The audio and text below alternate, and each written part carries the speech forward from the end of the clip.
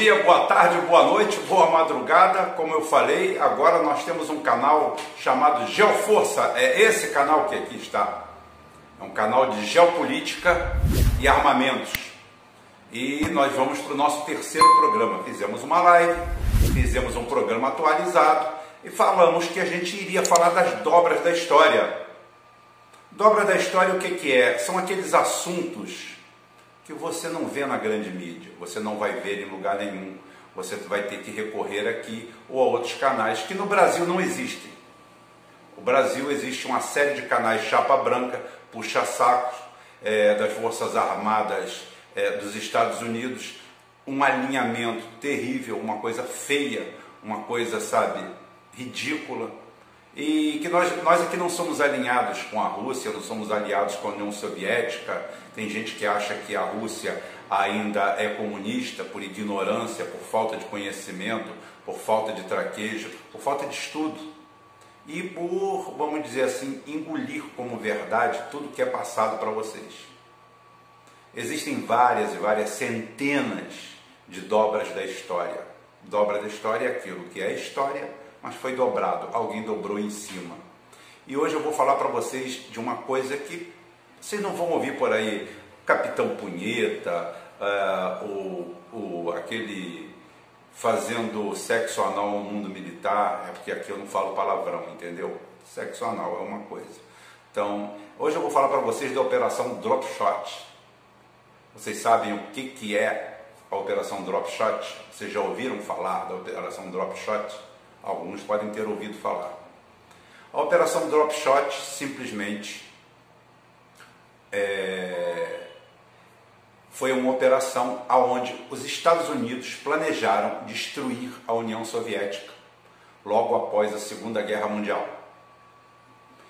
Como é sabido, os Estados Unidos fizeram um ataque nuclear a duas cidades japonesas, Hiroshima e Nagasaki, duas bombas atômicas de, vamos dizer, potência muito reduzida, porque são bombas uma de 14 e outra de 21 quilotons, que são, cada quiloton são 1000 toneladas de TNT. A conversão é essa, a conversão armamentista é essa, né? A visão que você tem que ter do mundo. 1 quiloton é igual a 1000 toneladas de TNT. 1 megaton são 1 milhão de toneladas de TNT. Então uma bomba de 1 megaton tem 1000 vezes a potência de uma bomba de 1 quiloton. Os Estados Unidos planejavam um ataque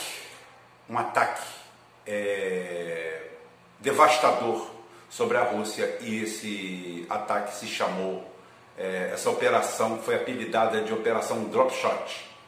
Seriam jogadas aproximadamente 300 bombas atômicas e 30 mil bombas convencionais, aproximadamente 20 mil toneladas, sobre 200 alvos pré-escolhidos e mais umas 100, 150 cidades da União Soviética e de países da Cortina de Ferro. O objetivo era simples, era acabar com mais ou menos 95%, 90 a 95% de todo o potencial industrial da União Soviética. Isso daí dá para vocês a noção do que é o mundo livre, o que é o que os Estados Unidos pregam, eles são os líderes do mundo livre. Segundo isso, esse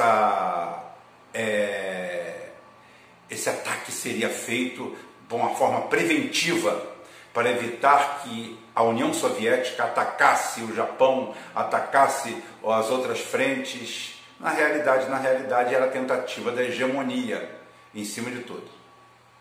A vantagem que os Estados Unidos tinham nesse momento é que só ele possuía a bomba atômica. Só ele que tinha isso aí. E em setembro de 1948, o boneco Harry Truman, que foi um boneco do establishment americano, tá? A turma de West Point ligada ao Pentágono, a criação daquele modelo de defesa militarista junto com a OTAN e junto com os nazistas que perderam de lá e vieram para cá e formaram uma nova casta militar, tá? Ele aprova um documento do Conselho Nacional de Segurança, o NSC 30, tá?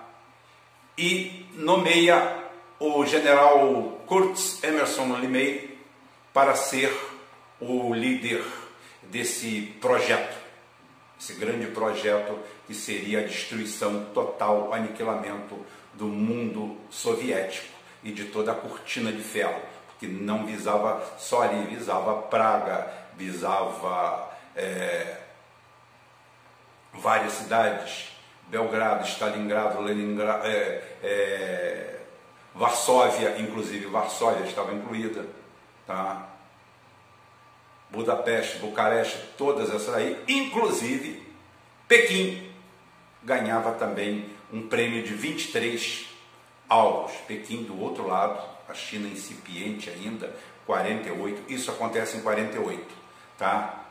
E o general Curtis Emerson LeMay, que foi o responsável, foi o líder pelo ataque a Hiroshima e Nagasaki, tá? Começa a coordenar isso aí e cria o SAC, tá? O Strategic Air Command. O Strategic Air Command seria o Comando Aéreo Estratégico, tá?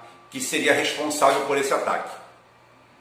Esse psicopata, esse general psicopata, que inclusive foi candidato a vice-presidente dos Estados Unidos em 68, perdeu, claro, graças a Deus, mas não porque outros ganharam, né? Mas ele ganhou. Ele queria, inclusive, nessa época, pegar todo o inventário de bombas americanas e já ir jogando antecipadamente contra 70 alvos soviéticos e europeus na Europa Oriental. Isso ele quis. Só que existia um problema, né? Existia um problema. Os Estados Unidos não tinham todas essas bombas para jogar em cima da União Soviética. Não existia esse número de bombas. Era um projeto. Nem existiam bombardeiros estratégicos. A B-52 ainda não estava em operação. A B-29 só existiam, acho que 20 capazes de fazer isso aí. Mas o sonho era esse. E eles fizeram um mapa de ataque, onde existiam 180 alvos em Moscou, 145 em Leningrado, e as bombas utilizadas seriam de 1,7 a 9 megatons.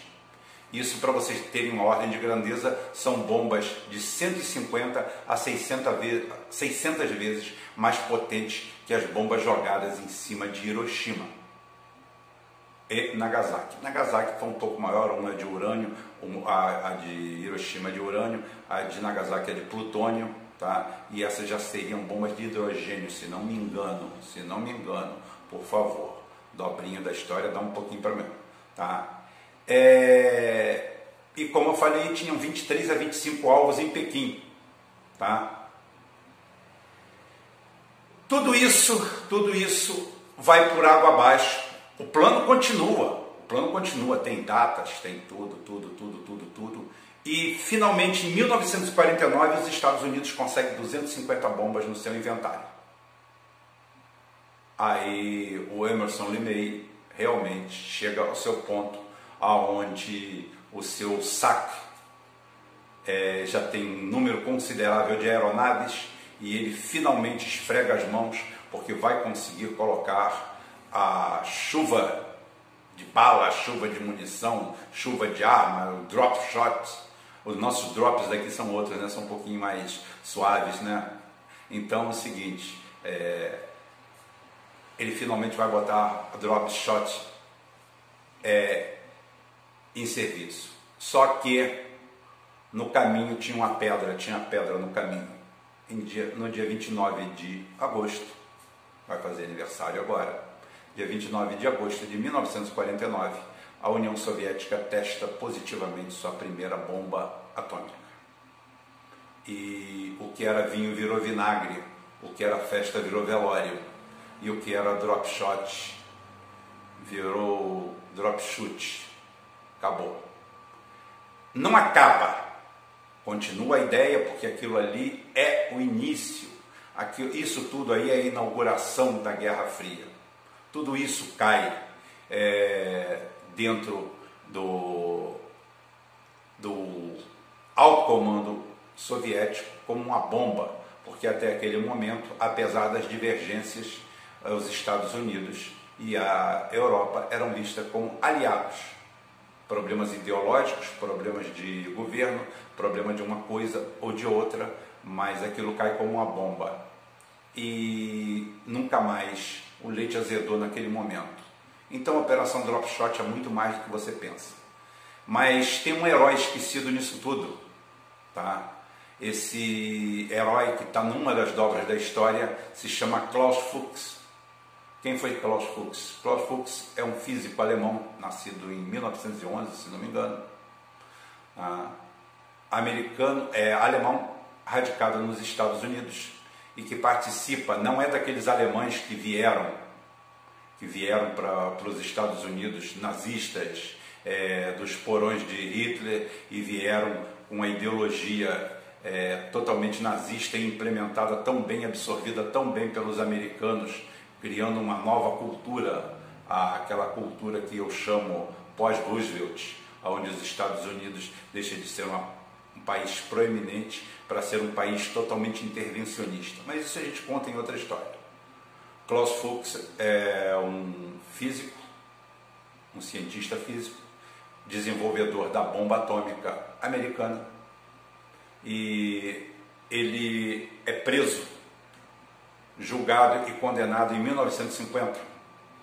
Ele é preso e condenado em 1950 por ter passado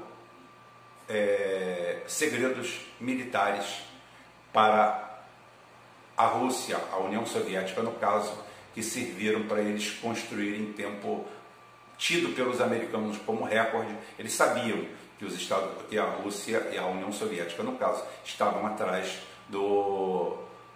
da fissão nuclear, do processo de ficção nuclear, mas só que eles achavam, o projeto deles é que durante 50 anos ninguém igualaria o feito deles. Os mais pessimistas falavam em 20 anos, os otimistas em 50 anos, e eis que em 4 anos a União Soviética iguala o feito, e o Fuchs é condenado a 14 anos de prisão por passar segredos para um país aliado, pois naquela época a Rússia ainda era aliada.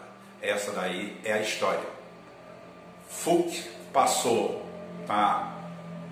dados do projeto Manhattan para a Rússia sem levar nenhum tipo de vantagem para a União Soviética, porque ele achava que era muito poder para ser hegemônico na mão de apenas um país e que os Estados Unidos poderiam fazer o que quisesse com aquilo. E sendo assim, ele é condenado a 14 anos de prisão, cumpre, se não me engano, 8 anos, sai em 1959, é deportado, ou não é deportado, né? Ele viaja espontaneamente para a Alemanha Oriental, que é a sua terra natal, e falece de forma natural aos 76 anos, se não me engano, em 1988. Vai para lá, continua trabalhando como físico, e ele foi agraciado e condecorado com a Ordem da Amizade dos Povos, uma das mais altas condecorações do regime soviético, do regime comunista, e é considerado um herói, tá?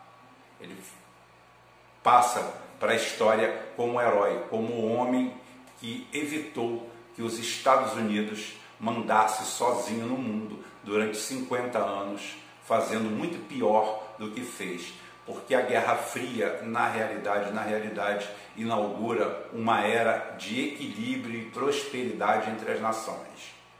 Isso daí nós vamos estudar no futuro. Não é estudar porque eu não sou professor de nada, gente, pelo amor de Deus.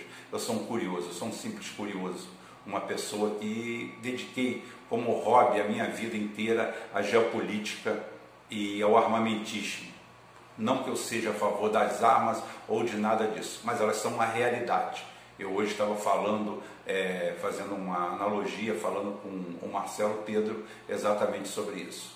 Não adianta você pensar para mim um mundo que eu sonho, a máquina perfeita que eu sonho. A máquina perfeita que eu sonho, ela vem da máquina possível, da máquina existente. Então, eu, por exemplo, eu sou técnico mecânico. O meu sonho era ter um motor a gasolina que não poluísse absolutamente nada, um motor a combustível, pode ser fóssil, e que fizesse 50, 100 km por litro. Eu quero esse sonho. Os ambientalistas também. A diferença é que eu sei como funciona um motor termodinâmico. Eu sei como funciona as leis da termodinâmica. Eu sei como funciona um motor a combustão. Então, eu sei que a gente pode chegar a esse número. Incrível, pode chegar a esse número. 50 km com um litro de um combustível. Podemos chegar sim a esse número. Podemos. Tem muita coisa que tem que acontecer ali. Reações físicas, reações químicas, otimização de processos, otimização de construção, materiais, uma série de coisas. Eu posso sonhar isso. Agora, o ecologista que não sabe nem o princípio de funcionamento do motor, não tem a mínima condição. Ele só tem a ideia. Então a mesma coisa das armas. Isso não quer dizer que eu seja apaixonado por armas, não. As armas são um momento de equilíbrio entre os povos. E quando o Klaus Fuchs passa esses segredos para a Rússia, ele provoca um equilíbrio.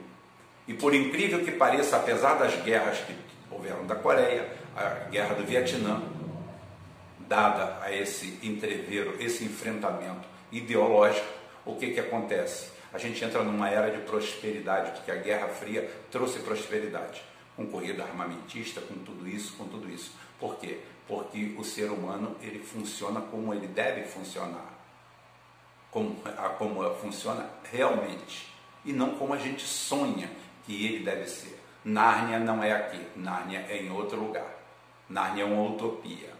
Utopia a gente pode seguir. Até lá a gente tem que viver com o que a gente tem.